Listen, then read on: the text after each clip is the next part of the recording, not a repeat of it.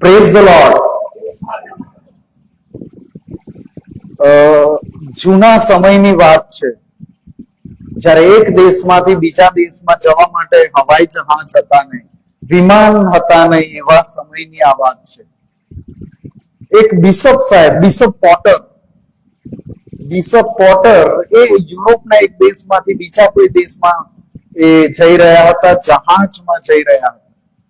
અને તેઓ એ જહાજ પર ગયા ત્યારે જહાજ પર લિસ્ટ મૂકવામાં આવેલું હતું કે એમની રહેવાની વ્યવસ્થા ક્યાં હશે, કેમ કે દરિયામાં એ દરિયાઈ જહાજમાં એ કઈ થોડા કલાકોની મુસાફરી ના હોય, એ તો દિવસોના દિવસો અને ક્યારેક મહિનાઓ લાગી જાય એવી લાંબી મુસાફરી. એટલે જહાજમાં એવી કેબિનની વ્યવસ્થા, નાના નાના રૂમોની વ્યવસ્થા કે જેમાં બધા મુસાફરો એમાં રહે.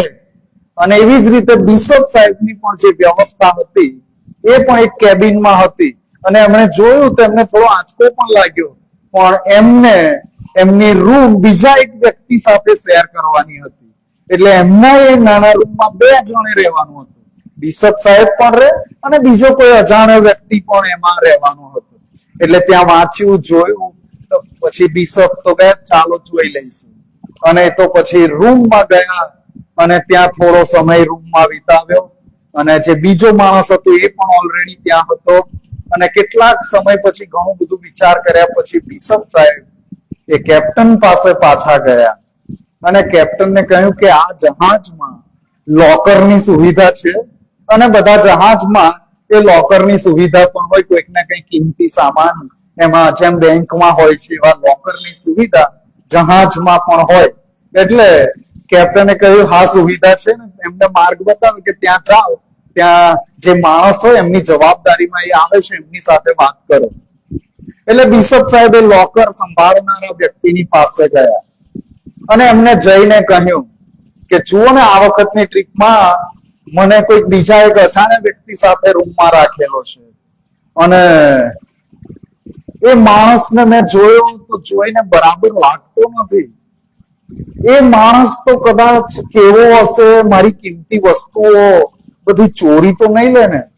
એટલે મારી પાસે તો જોવા મોટી મોટી સોનાની વીંટીઓ છે, આ સોનાની ચેન છે, આ મારી સોનાની ઘડિયાળ. પેલો અજાણ્યો માણસ આ મારું બધું ચોરી લેશે તો? બિશપ પાસે હોય, મેં તો જોયું છે, એવી જાડી સોનાની વીંટી, એવી હેવી કે જો કોઈ મારી હોય તો 10-15 ટાંકા આવી જાય. અને આવો સામાન એમની પાસે. એટલે પેલા લોકર વાળા ભાઈ કે છે તમે આ લોકરમાં મૂકી દો, સેફ રહેશે, અને તમારી વસ્તુ સાચવવાનો મને આનંદ પણ થશે. પણ તમારી જાણ માટે કહું, થોડી વાર પહેલા જ તમારી રૂમમાં જે પેલો છે ને, પેલો અજાણ્યો માણસ એ આવ્યો હતો અને એને આવું જ કીધું હતું કે આ અજાણ્યો માણસ છે, આમ તો કપડા તો સારા પહેરે પણ મનનો કેવો હશે કોને ખબર, તો મારી વસ્તુઓ ચોરી લેશે તો. એટલે એ મૂકી ગયો છે ને તમે મૂકી દો. આજે લોકોનો ન્યાય કરવાના કારણે થઈને ખ્રિસ્તી સમાજ આજે એક એવા સ્થાન પર પહોંચે છે, એવી પરિસ્થિતિમાં આવીને પડ્યો છે જ્યાં એકતા જેવું કશું રહ્યું નથી, જ્યાં ભાઈચારા જેવું રહ્યું નથી, જ્યાં ખ્રિસ્તનો પ્રેમ જોવા મળતો નથી. આપણે કોઈકનો ન્યાય કરી દેવા માટે બહુ જ ઉતાવળિયા બન્યા છે. સામે વાળો વ્યક્તિ નહીં જ સારો હોય, અત્યારે કોઈ સારું હોતું નથી. આવી પરિસ્થિતિમાં મારે પોતે સારું બનવાનું છે, પણ આપણે બીજાઓનો ન્યાય કરીએ છીએ. અને ઘણી બધી વખત આપણો પોતાનો સ્વાર્થ સાધી લેવાને માટે, મારો પોતાનો ઈગો પોષવાને માટે આજે સમાજનું જે થવું હોય તે થાય. આજે મંડળીનું સામૂહિક જે જીવન છે એનું જે થવું હોય તે થાય. હું મારી મનમાની કરીશ, મારે જે રીતે કરવું છે એ રીતે જ કરીશ, હું મારી રીતે હું એકલો જોઈ લઈશ. અને આજે લગભગ બધી મંડળીઓમાં અને જ્યાં જ્યાં ખ્રિસ્તી સમાજ વસે છે ત્યાં બધે પક્ષાપક્ષી અને ભાગલા અને આવું બધું વધી ગયું છે. બહુ જ વધી ગયું છે. આજના સમયની જે તાપી જરૂરિયાત છે એ કે પ્રભુના વચનમાંથી આ એકતા કેવી રીતે એને સમજી શકાય અને કેવી રીતે પ્રાપ્ત કરી શકાય એ આજના સમયની જરૂરિયાત છે. કેમ કે આજે જ્યાં જુઓ ત્યાં કરવાહટ, કચવાટ અને રઘવાટ અને પછડાટ અને સંઘર્ષ અને કજિયા કંકાસ અને આવું બધું એટલી હદે વધી ગયું છે કે એની કોઈ હદ નથી. અને એવા સમયમાં આજનો શાસ્ત્ર પાઠ ગીત શાસ્ત્ર 133 પહેલી જ કલમમાં લખવામાં આવ્યું છે, ભાઈઓ સંપ સંપીને રહે તે કેવું સારું તથા શોભાયમાન છે. સંપ સંપીને રહે તે કેવું સારું તથા શોભાયમાન છે. જ્યારે અંદરો અંદર આ બધી પરિસ્થિતિઓ હોય ત્યારે એ શોભાયમાન હોતું નથી, એ સારું હોતું નથી. પણ જો સંપ સંપીને રહે ત્યારે બધું સારું ને શોભાયમાન હોય છે. હવે આ પ્રભુના વચનોમાં પ્રભુના લોકો બધા સાથે રહે, હળી મળીને રહે માટે પ્રભુએ ગજબની બધી વ્યવસ્થાઓ આપી. જૂના કરારમાં એ સમયની રીતે અને પછી નવા કરારમાં તો પવિત્ર આત્મા પણ આપ્યો અને પ્રભુ ઈસુ ખ્રિસ્તનું શિક્ષણ કે એના એ શિક્ષણ પ્રમાણે આપણે બધાની સાથે હળી મળીને રહીએ. પણ એ જ વચનોમાં ઘણા બધા એવા કિસ્સા પણ આપવામાં આવ્યા છે કે જ્યાં સગા ભાઈઓ વચ્ચે પણ એ તકલીફ થઈ હોય. અને આજે આપણે જાણીએ છીએ એમ કે આ એકતાની વાત તમે ખ્રિસ્તી સમાજની ક્યાં માંડો છો?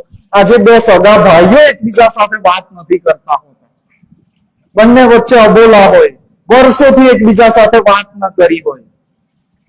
આજે એક ફળિયામાં સાથે રહેતા હોય, એકબીજા સાથે વાતચીત કરવાના, બોલવા ચાલવાના સંબંધ ના હોય.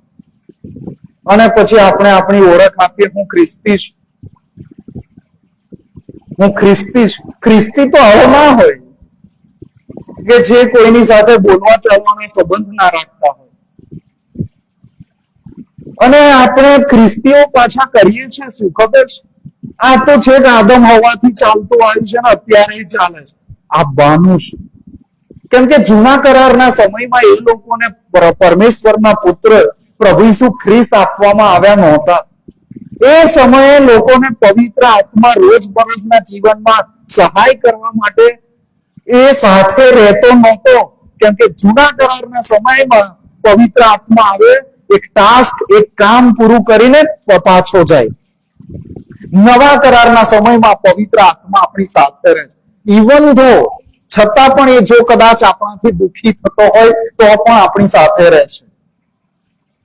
અને આપણે બસ એ પવિત્ર આત્માને દુઃખી કર્યા કરીએ, એ પરમેશ્વરને દુઃખી કર્યા કરીએ. પ્રભુ ઈસુ ખ્રિસ્ત કે જેમણે આપણે એકતામાં રહીએ, આપણે હળી મળીને રહીએ, આપણે પરમેશ્વરને પ્રેમ કરીએ અને જો પરમેશ્વરને પ્રેમ કરીએ છીએ તો પરમેશ્વરના બધા લોકોને પ્રેમ કરીએ. એ પ્રભુ ઈસુ ખ્રિસ્ત કહે છે, મારું પૃથ્વી પર જવું આ લોકો એડે કરી રહ્યા છે, વ્યર્થ કરી રહ્યા છે. આ બધું જાણે છે છતાંય આ લોકો સુધરતા નથી અને એકતામાં અને ભાઈચારામાં રહેતા નથી. અને માટે આજે પ્રભુનું વચન આપણી પાસે આવ્યું છે ત્યારે એવું બહાનું ન કરવું જોઈએ કે જૂના કરારમાં કાઈન અને હાબેલની વાત જુઓ. સૌથી પહેલો સંબંધ પતિ પત્નીનો, સૌથી પહેલા પતિ પત્ની આદમ હવા, સૌથી પહેલા મા બાપ આદમ હવા અને સૌથી પહેલા પુત્રો અને સૌથી પહેલા બે ભાઈઓ આ પૃથ્વી પર એ કાઈન અને હાબેલ. અને આપણે જાણીએ છીએ કે કાઈને હાબેલને મારી નાખ્યો. કોઈ હાબેલનો કોઈ વાંક નહોતો છતાં, કેમ કે હાબેલનું અર્પણ માન્ય થયું, કાઈનનું માન્ય ન થયું. પરમેશ્વરે કાઈનને પૂછ્યું, તારો ભાઈ હાબેલ ક્યાં છે? પરમેશ્વર તો જાણતા હતા કે એને એના ભાઈને મારી નાખ્યો છે અને છતાં પણ પ્રશ્ન કર્યો કે તારો ભાઈ ક્યાં છે? અને કાઈન કહે છે, શું હું મારા ભાઈનો રખેવાળ છું? અને આજે બધા કાઈનના જેવા થયા છે. જો કે કોઈએ કોઈને મારી નાખ્યા હોય એવું નથી બન્યું, પણ તમે કોઈકનું ચરિત્ર હનન કરો એવા શબ્દો બોલીએ, જેમ ઈસુ ખ્રિસ્ત માથીની લખેલી સુવાર્તા 5મા અધ્યાયમાં કહે છે, કોઈ પોતાના ભાઈને પાજી કહે એટલે કે કોઈ પોતાના ભાઈને મૂર્ખ કહે તો એને ખૂનનો દોષ લાગે છે. મૂર્ખ કહેવા માત્રથી ખૂનનો દોષ લાગે છે. આ ઈસુ ખ્રિસ્તનું શિક્ષણ છે. અને આજે આપણે શું કરી રહ્યા છે? આપણે કેવી રીતે જીવી રહ્યા છે? આપણે બધા કેવી રીતે જીવી રહ્યા છે? કાઈના જેવા થયા. શું હું મારા ભાઈનો રખેવાળ છું? જો હું પ્રભુ પર પ્રેમ કરું છું તો હું મારા પડોશી પર પ્રેમ કરીશ, હું દુનિયાના બધા લોકો ઉપર પ્રેમ કરીશ. અને એ આપણે ભૂલી ગયા છે. અને ત્યારબાદ બીજા બે ભાઈઓ યાકૂબ અને ઈસાવ. યાકૂબે પોતાના મોટા ભાઈનું જ્યેષ્ઠપણું, પેલું શાક, પોતાનો ભાઈ ભૂખ્યો થયો હોય તો ખવડાવવું જોઈએ, પણ કે છે તારું જ્યેષ્ઠપણું મને આપી દે. અને આજે યાકૂબના જેવા બધા બહુ લોકો ઉભા થયા છે કે જેમને ભાઈઓનું પડાવી જ લેવું હોય છે. આજે કેટલા બધા કોર્ટ કેસ, કેટલી બધી પ્રોપર્ટીની મેટર, આજે કેટલું બધું એ ચાલી રહ્યું છે. અને આ પ્રોપર્ટી એ પરમેશ્વર તરફથી આશીર્વાદ છે. એ બધા ઘરોમાં કજ્જા કંકાસનું મૂળ બન્યું છે. બધા કોર્ટમાં જઈને ખાલી થઈ ગયા છે. અને પછી કેવી રીતે એકતા આવે? સૂકો રોટલો ખાઈને જે બે જણા સાથે મળીને ખાય છે એમાં જે આનંદ રહેલો છે, એકલા બેસીને મટન બિરયાની કે ટિક્કા બિરયાની ખાય એમાં એટલો આનંદ નથી. પણ આજે લોકો એટલી હદે પરમેશ્વરથી વિમુખ થયા છે. એ હું અને હું, મારો સ્વાર્થ, મારે મેળવી લેવું છે, મારો ઈગો, મારો અહંકાર પોસાવવું જોઈએ. હું જ કંઈક છું અને બીજા બધા કંઈ નથી. અને આવી માનસિકતાના કારણે ખ્રિસ્તી સમાજમાં આજે એકતા ક્યાંય જોવા મળતી નથી. આજે એકતા જોવા મળતી નથી. અને પ્રભુનું વચન આપણી પાસે આવ્યું છે કે જો એકતામાં રહીએ, સંપીને રહીએ તો કેવું સારું ને શોભાયમાન છે. અને એને કહેવાય સાથે રહેવું. એક ફળિયામાં સાથે રહેતા હોય અને જો બોલવા ચાલવાના સંબંધ ના હોય તો એ સાથે રહે છે એવું કહેવાય નહીં. એને સહવાસ કહેવાય નહીં. અને ખ્રિસ્તી લોકો તો સાથે રહેવા જોઈએ. અને ભારત દેશની પરિસ્થિતિ પ્રમાણે આપણે ખ્રિસ્તીઓ કેટલા, બહુ નાની કોમ્યુનિટી, નાનો સમાજ, અને એ એક થઈને રહી ના શકે. જેમની પાસે જગતના ઉદ્ધાર કરતા છે, જેમની પાસે એવું સર્વશ્રેષ્ઠ વચન છે, બાઇબલ છે, જે ઇતિહાસની એરણે સત્ય સાબિત થયેલું છે, કોઈ એને જુઠલાવી શક્યું નથી. કેટલું ગજબનું શિક્ષણ આપ્યું છે. અને જેમની પાસે આવું શિક્ષણ છે, જેમની પાસે આવું જીવંત વચન છે, એ લોકોમાં ઠેકાણા નહીં કે એકબીજા સાથે વાતચીત ના કરે, એકબીજા સાથે બોલવા ચાલવાનો સંબંધ નહીં. અને આટલું પાછું અટકતું નથી. પાછા કાવા બાવા અને કુયુક્તિઓ કરવાની, રમતો રમવાની, આને ક્યારે પાડી દઉં, આને ક્યારે દૂર કરી દઉં, આને ક્યારે નાનો કાંટો કાઢી નાખું. આવું ખ્રિસ્તીઓમાં શોભે? બધા એકતામાં રહે તો સારું ને શોભાયમાન છે. બીજા અર્થમાં જો એકતા નથી તો એ ખ્રિસ્તીઓને શોભતું નથી. ગીત શાસ્ત્ર 133 અને પહેલી કલમ પ્રમાણે જો સંપીને રહેતા નથી તો એ ખ્રિસ્તીઓને શોભતું નથી. જે લોકો આ વચનો જાણે છે એમને શોભતું નથી, એમના માટે સારું નથી. અને છતાંય બધાને એમાં બહુ મજા આવે છે. દુશ્મની નિભાવવાની મજા, પક્ષાપક્ષી કરવાની મજા. બોલો, કેમ કે બધાને ગોસિપિંગ કરવાની બહુ મજા આવે, એકબીજાની તારીમારી કરવાની બહુ મજા આવે, એકબીજાની વાતો કરવાની બહુ મજા આવે.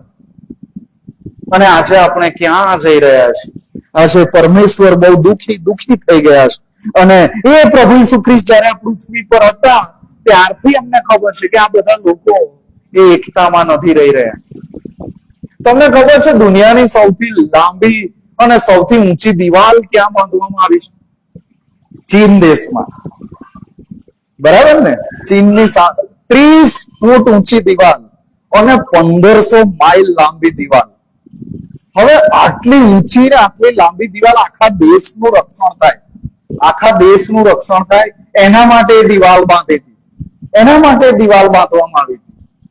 પણ એ દિવાલ બાંધ્યાના 100 વર્ષના ગાળામાં, ફક્ત 100 વર્ષના ગાળામાં 3 વખત દુશ્મન દેશના ધાડા એ દેશ પર ચડી આવ્યા અને એ દેશના લોકોને હરાવી દીધા. એટલી મજબૂત દિવાલ બાંધી હતી તોય દુશ્મનો એટલા માટે જીતી નહોતા ગયા કે દિવાલ તોડવામાં સફળ થઈ ગયા હતા.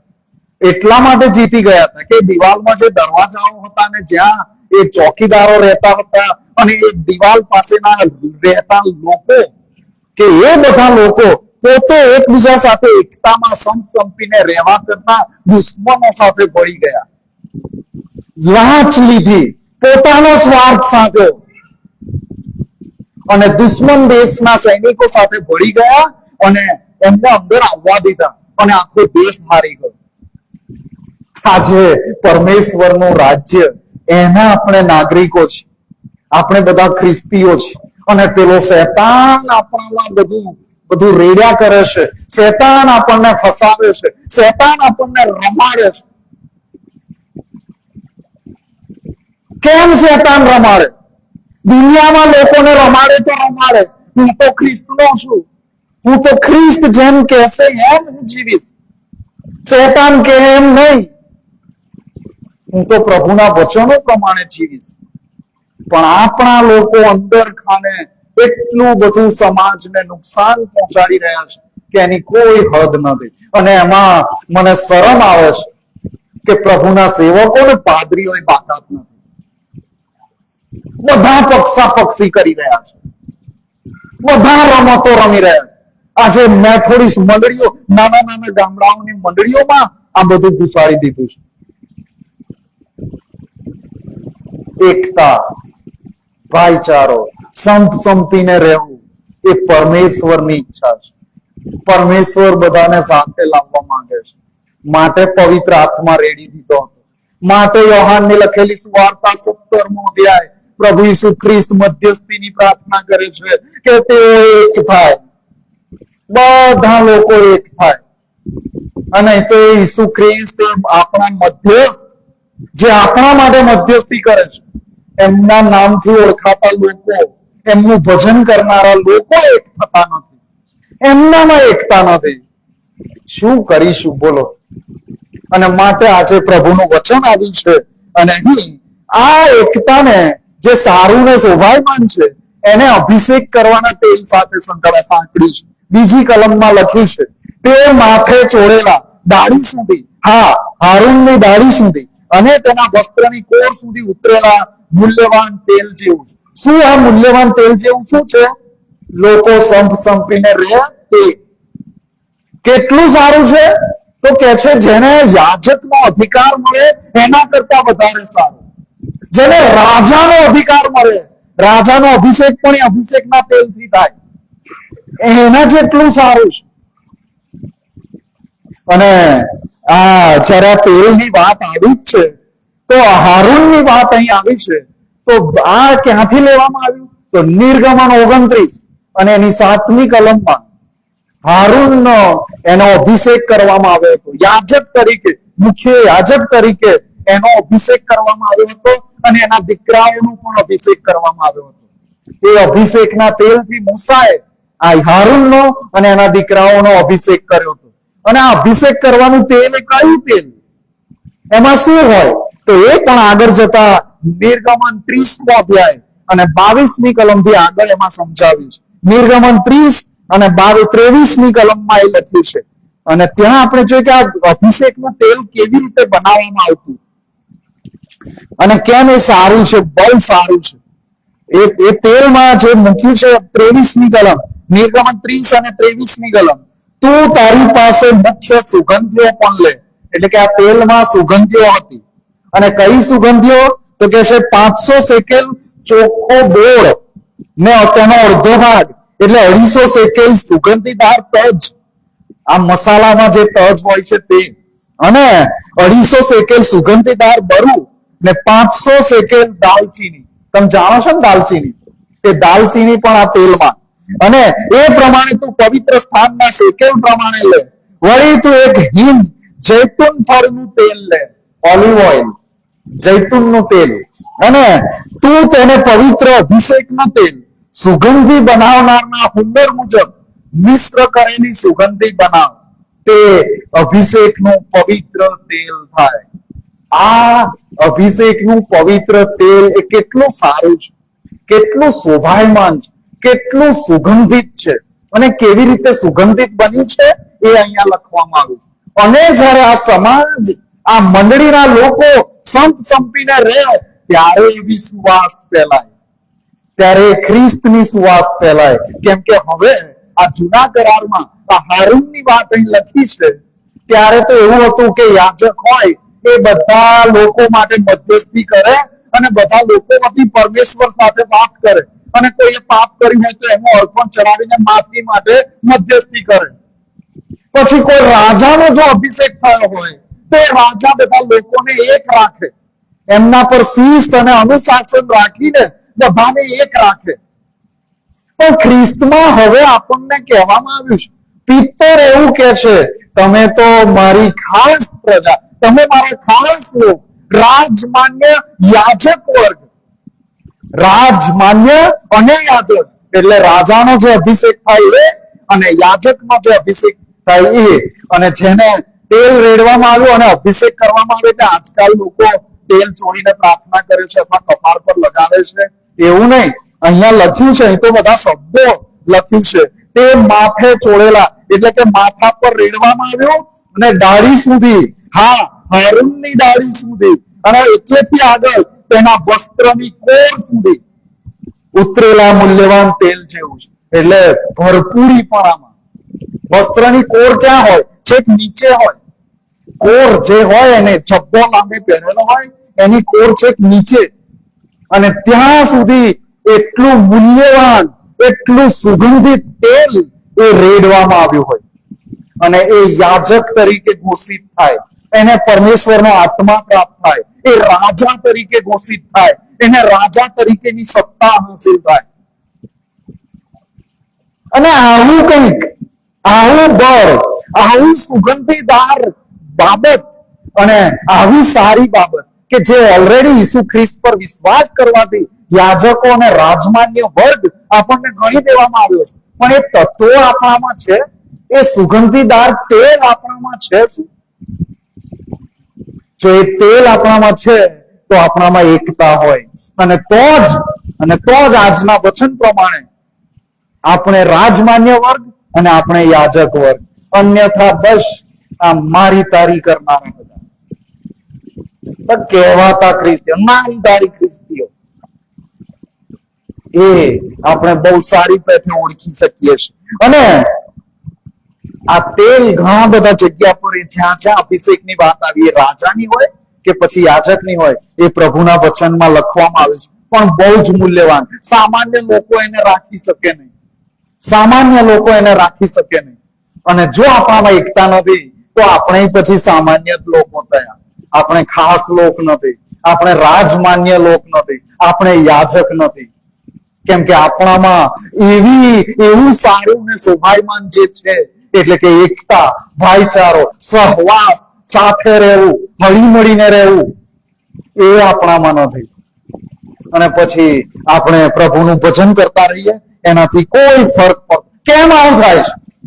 કેમ કે આપણામાંના કેટલાક એમ કે છે, મને કોઈની ખપ નહીં પડે, મને કોઈની જરૂર નથી. અને એ લોકો આપણી ગુજરાતી ભાષાની કેટલી સારી કહેવત છે, ચપટી ધૂળનોય ખપ પડે, એ ભૂલી જાય છે. જ્યારે અભિમાન લોક પર હાવી થઈ જાય, જ્યારે વ્યક્તિ અહંકારી બની જાય, ત્યારે એ ભૂલી જાય છે કે ચપટી ધૂળનોય ખપ પડે છે. અને ઘણા બધા એવું કહેતા, મને કોઈની જરૂર નથી, હું તો એકલો સારો, મને કોઈની જરૂર નથી. પણ એક પ્રભુના એક મહાન સેવક થઈ ગયા, ડિટ્રીચ બોનહોફર, જે હિટલરના સમયમાં જર્મનીમાં હતા. આ ડિટ્રીચ બોનહોફરે હિટલર સામે અવાજ ઉઠાવ્યો અને પ્રભુ ઈસુ ખ્રિસ્તની સુવાર્તા પ્રગટ કરતા રહ્યા. એમને 43 વર્ષની ઉંમરે એમને મારી નાખવામાં આવ્યા, એમને કોન્સન્ટ્રેશન કેમ્પમાં રાખવામાં આવ્યા હતા. એમણે ઘણી બધી યાતનાઓ સહન કરી. એ ડિટ્રીચ બોનહોફર આ પ્રમાણે કહે છે કે ખ્રિસ્તી વ્યક્તિને બીજા ખ્રિસ્તીની જરૂર છે, જે તેને પ્રભુના વચનો કે. ખ્રિસ્તીઓ બધા ભેગા થાય ત્યારે એકબીજાને શું કે છે? પ્રભુના વચનો કહેવા જોઈએ, બાઇબલની વાતો કરવી જોઈએ. અને ડિટ્રીચ બોનહોફર એ કહે છે કે એક ખ્રિસ્તીને બીજા ખ્રિસ્તીની જરૂર છે, જે તેને પ્રભુના વચન કે. અને પછી એવા પૃથ્વી પર છીએ ત્યારે એવા સમયો આવે કે જેમાં હું હલી જાઉં, જેમાં હું નાસીપાસ થઈ જાઉં, જેમાં હું હતાશ થઈ જાઉં, જેમાં હું દુઃખી થઈ જાઉં, એવા સમયે હું પોતે મારી જાતને મદદ કરી શકતો નથી, બીજા વ્યક્તિની મને જરૂર પડે છે, બીજા ખ્રિસ્તીની મને જરૂર પડે છે. આવું ડેટ્રીચ બોનહોફરે એમનું એક પુસ્તક છે, એમાં લખ્યું છે, બુક લાઈફ ટુગેધર નામના પુસ્તકમાં આ પ્રમાણે લખ્યું છે. અને આ સામાન્ય વાત આપણે ભૂલી જઈએ છીએ કે મારે બીજાની જરૂર પડશે જ પડશે. અને બીજાની જરૂર પડે કે ના પડે, જે પરમેશ્વરના નામે આપણે ઓળખાઈએ છીએ એ પરમેશ્વર દુનિયાના બધા લોકોને પ્રેમ કરે છે. જેને આપણે ધિક્કારીએ છીએ એને પ્રેમ કરે છે, જેની પ્રત્યે આપણને કરવાનું છે એને પ્રેમ કરે છે, જેની સાથે નથી બનતું એમને પ્રેમ કરે છે. અને એ પરમેશ્વરે આજ્ઞા આપી છે કે જો તું મને પ્રેમ કરે છે તો તારા ભાઈ પર પણ પ્રેમ કર, તારા પડોશી પર પણ પ્રેમ કર, અને તારો પડોશી તારા દુશ્મન જેવો હોય તો તારા દુશ્મન પર પ્રેમ કર. અને આ બીજું કોઈ નથી કહેતું, પરમેશ્વર કહે છે, પ્રભુ ઈસુ ખ્રિસ્ત કહે છે, ખ્રિસ્તને જાગો. શું કરી રહ્યા છે આપણે? એકબીજા ઉપર પ્રેમ કરવાનું છે, હળી મળીને રહેવાનું છે. આ હળી મળીને રહેવું એકતાને બીજી એક બાબત સાથે સરખાવે, જે 3જી કલમમાં લખ્યું છે, વળી તે હેર્મોન પર્વત પરના તથા સિયોનના પર્વતો પરના ઝાકળ જેવું, કેમ કે યહોવાએ ત્યાં આશીર્વાદ એટલે અનંતકાળનું જીવન ફરમાવ્યું છે. અહીંયા 2 પર્વતોના નામ લખ્યા છે, અને હેર્મોન પર્વત અને સિયોનના માટે તો પર્વતો લખ્યું છે. પ્રભુની કૃપાએ થોડા સમય પહેલા ઇઝરાયલ જવાનું મળ્યું, અને આ હેર્મોન પર્વત એ ઇઝરાયલની ઉત્તરે આવેલું ગાલિલ પ્રાંતમાં, અને હેર્મોન પર્વત, ત્યાં ઘણા બધા પર્વતો છે, પણ હેર્મોન નામનું જે શિખર છે એ સૌથી ઊંચું. શિયાળામાં કે છે ટોચ પર બરફ થઈ જાય ત્યાં, અને પછી ગરમ હવા આવે, એ ગલ્ફ કન્ટ્રી જે આજુબાજુના દેશોમાંથી ગરમ હવા આવે, બરફ પીગળે, અને પછી વહેલી સવારે ઝાકળના રૂપે પડે. અને એ એવું ઝાકળ કે પાકને, છોડવાઓને, ઝાડને નવું જીવન આપે, કેમ કે તો રણ પ્રદેશ. અને પ્રભુની કરામત તો જુઓ કે એ ઇઝરાયલની ખીણ, એ ગાલિલનો પ્રાંત, ત્યાં એ પહાડોની વચ્ચે આવેલી બેલી, એ ખીણમાં એટલું બધું શાકભાજી, એટલા બધા ફળફળાદી, એટલા ઘઉં પાકે કે આખો ઇઝરાયલ દેશ એનું સર્વાઈવ થાય, એ બધાને પૂરું પડે. અને એમની ટેકનોલોજી શીખવા ઇન્ડિયા વાળા ત્યાં જાય, દુનિયાના દેશો વાળા બધા ત્યાં જાય, અને કેવી રીતે ખેતી કરવી એમની પાસેથી શીખે. અને એને એટલી ફળદ્રુપ એ જમીન, અને હેર્મોન પરથી આવતું એ ઝાકળ એ ખેતીને વધુ સમૃદ્ધ બનાવે, વધુ ફળવંત બનાવે. એટલે કે એ ઝાકળ આવે છે ક્યાંથી? ઉપરથી, પહાડ પરથી, છેવટે ઉપરથી એટલે કે પર્વત પરથી, અને છેક સ્વર્ગમાંથી આશીર્વાદ આવે છે. એટલે ગાલિલ પ્રાંત એ હાલનો સમય, પૃથ્વી પરનો સમય, અને એ હેર્મોન પર્વતનું જે ઝાકળ છે એ સિયોનના પર્વતો પર ના પહોંચે, કેમ કે વચ્ચે 140 કિલોમીટર જેટલી દૂરી છે, અને ત્યાંથી એ ઝાકળ ત્યાં સુધી ના પહોંચે. અને સિયોનનો એક પર્વત નહીં, પણ સિયોનના પર્વતો પરના ઝાકળ જેવું છે. હવે ત્યાં જે ઝાકળની વાત છે એ સિયોન પર્વત પર પ્રભુ ઈસુ ખ્રિસ્ત પોતે 1000 વર્ષનું રાજ્ય સ્થાપવાના છે. એ સિયોન પર્વત પર સિંહાસન પર બેસશે, અને એ ત્યાંથી દુનિયાના બધા લોકો જેમણે પ્રભુ ઈસુ ખ્રિસ્ત પર વિશ્વાસ કર્યો છે એ બધાની સાથે રહીને રાજ કરશે. એટલે કે એ હેર્મોન પર્વતની વાત એટલે પૃથ્વી પરના જીવનના આશીર્વાદો, પૃથ્વી પરના જીવનના આશીર્વાદો. અને આશીર્વાદ માટેનું તત્વ એ ઝાકળ હોય કે આપણા ભારત માટે વરસાદ હોય, વરસાદથી આપણી ખેતી એ વધુ સમૃદ્ધ બને છે. એટલે કે પરમેશ્વરનો આશીર્વાદ જેનાથી આપણે સમૃદ્ધ થઈએ. અને એ ઝાકળ, એ વરસાદ સાથે આપણી એકતાને સરખાવવામાં આવી છે. બોલો કેટલી મહત્વની એકતા છે. અને જો આ પૃથ્વી પરના સમયમાં એકતામાં સાથે રહીને આશીર્વાદો નથી માનતા, તો જ્યારે પ્રભુ ઈસુ ખ્રિસ્ત સિયોન પર્વત પર રાજ્યાસન પર બેસશે, સિંહાસન પર બેસશે, અને 1000 વર્ષનું રાજ્ય હશે, અને ત્યારબાદ સેવા કરવા માટે એમના ઘરમાં સ્વર્ગમાં લઈ જશે, એમાં આપણું ઠેકાણું નહીં પડે. જે લોકો પક્ષાપક્ષી કરે છે, જે એકતામાં નથી રહેતા, જે પોતાના ભાઈઓ પર પ્રેમ નથી કરતા, જે પોતાના પડોશીઓ પર પ્રેમ નથી કરતા, જે પોતાના દુશ્મનો પર પ્રેમ નથી કરતા, એમનું ઠેકાણું એ પરમેશ્વરના રાજ્યમાં, 1000 વર્ષના રાજ્યમાં નહીં પડે, અને સદાકાળના સ્વર્ગના રાજ્યમાં નહીં પડે. અને પછી અહીંયા બણગા ફૂકેલા શા કામના? અહીંયા કરેલા અહંકારનું શું ફળ? કે આપણો આત્મા નાશમાં જાય, સદાકાળ માટે નર્કમાં બળવાનું થાય. અહીંની હુંસા તુંસી આપણને નર્કમાં લઈ જઈ શકે છે, નર્કમાં જઈ રહ્યા છે જે લોકો આવી બધી પ્રવૃત્તિઓમાં સામેલ છે. કેમ કે અહીંયા બહુ સીધી વાત બતાવી છે. હેરમોન પર્વત એટલે પૃથ્વી પરના આશીર્વાદો, સિયોન પર્વત એટલે અનંતકાલિક આશીર્વાદો. ક્યાંય ઠેકાણું નહીં પડે જો આપણે પ્રભુના વચનોને ગંભીરતાથી લેતા નથી, જે સારું ને શોભાયમાન છે એને સ્વીકારતા નથી, તો ક્યાંય ઠેકાણું નહીં પડે. અને માટે આજે પ્રભુનું વચન આપણી પાસે આવ્યું છે. આ ભાનેરમાં વસતા નાની ટોળી જે ખ્રિસ્તના નામે ઓળખાય, પછી ચાહે કેથલિક હોય કે મેથોડિસ્ટ હોય, જે પ્રભુ ઈસુ ખ્રિસ્તના નામે ઓળખાય છે, બધા હળી મળીને સંપીને રહે તો કેવું સારું અને શોભાયમાન છે. અને એ જ આખા ગુજરાતની બધી મંડળીઓ, આખા ભારતની બધી, આખા વિશ્વની મંડળીઓમાં બધા લોકો સંપીને રહે તો હું માનું છું કે બહુ જલ્દી પ્રભુ ઈસુ ખ્રિસ્તનું રાજ્ય આવશે. અત્યારે તો પ્રભુ ઈસુ ખ્રિસ્તને મધ્યસ્થી કરવી પડે છે, અત્યારે પ્રભુ ઈસુ ખ્રિસ્તને વિનંતી કરવી પડે છે. મારે લોકો નાશમાં જઈ રહ્યા છે, મારે લોકો પક્ષાપક્ષી કરી રહ્યા છે, મારે લોકો હુંસાતુસી કરી રહ્યા છે, મારે લોકો રમતો રમી રહ્યા છે, મારે લોકો ગંદુ રાજકારણ કરી રહ્યા છે, મારા લોકો એકબીજાની સાથે બોલવા ચાલવાના સંબંધ નથી, મારા લોકો એકબીજાની સાથે પ્રભુના વચનો શેર કરવાના બદલે ગાળાગાળી કરે છે. એ બધું જે અહીંયા ગાળો બોલે છે ને એ તો નર્કની પ્રેક્ટિસ કરી રહ્યા છે કે ત્યાં જઈને એ જ છે, પછી ગાળાગાળી, અપશબ્દો ને શ્રાપ ને એ જ બધું. જેમના મુખમાંથી વિભત્સ વચનો નીકળે છે એ બધા નર્કની તૈયારી કરી રહ્યા છે, ત્યાં સદાકાળ રહેવાની, સજા ભોગવવાની તૈયારી કરી રહ્યા છે. કેમ કે ખ્રિસ્તી વ્યક્તિના મુખમાંથી કઈ વિભત્સ વચન ન નીકળે.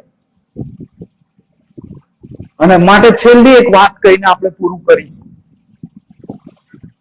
બે ભાઈઓ હતા, નાનપણથી સાથે ને સાથે, અને સાથે મોટા થયા. બંનેનો પ્રેમ બહુ ગજબનો, એમને કોઈ અલગ જ ના કરી શકે.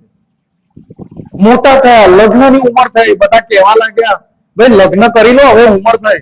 એ કે છે અમને એવી પત્ની મળી જાય કે અમને બંને ભાઈઓને અલગ કરી દે તો અમે જીવી ના શકીએ. અમને પત્ની વગર ચાલશે પણ અમે બે ભાઈઓ સાથે સાથે રહીશું.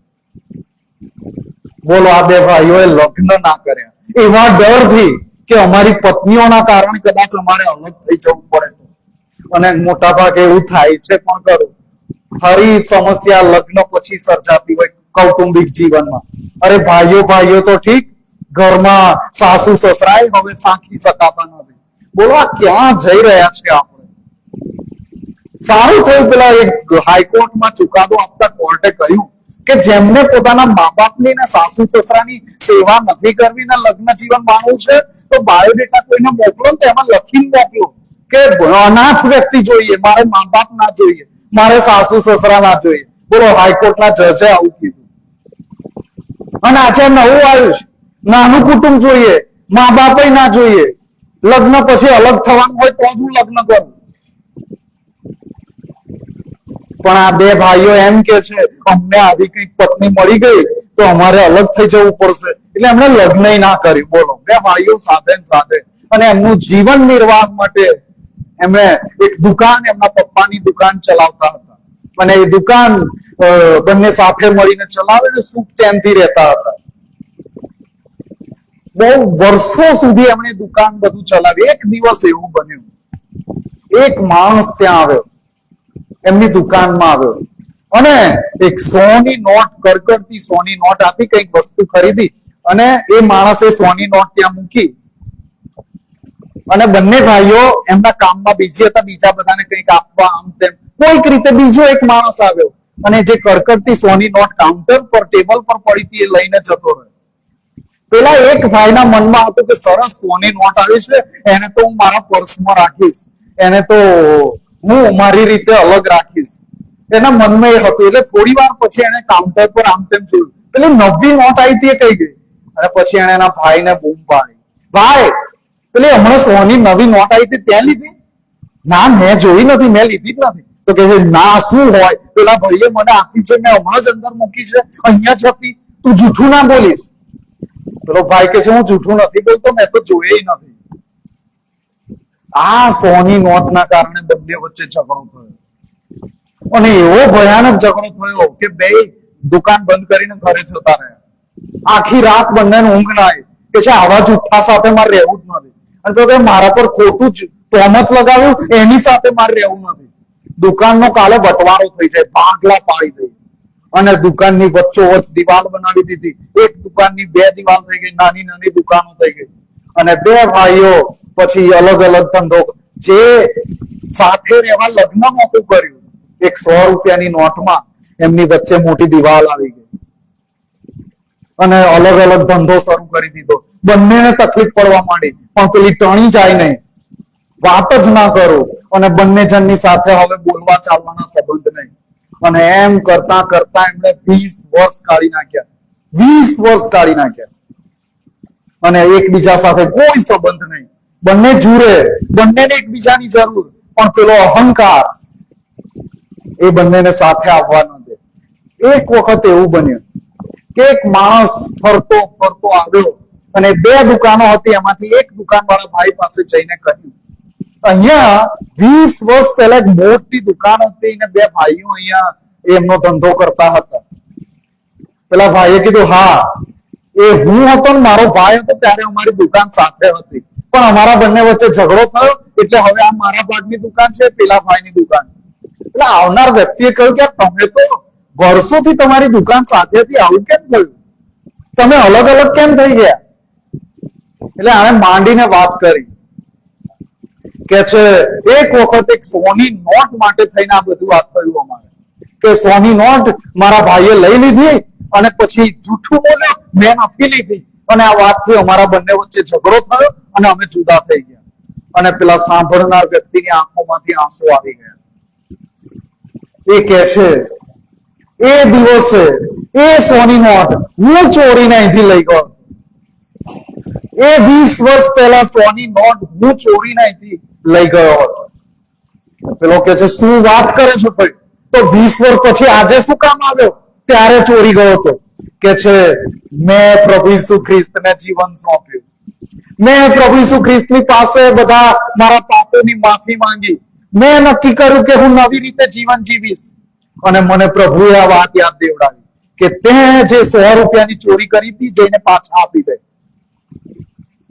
મને પ્રભુના વચનમાંથી, પ્રભુનું વચન વાંચતા અને પ્રાર્થના કરતા મને પ્રભુના આત્માએ કહ્યું તું જઈને એ 100 રૂપિયા પાછા આપી દે.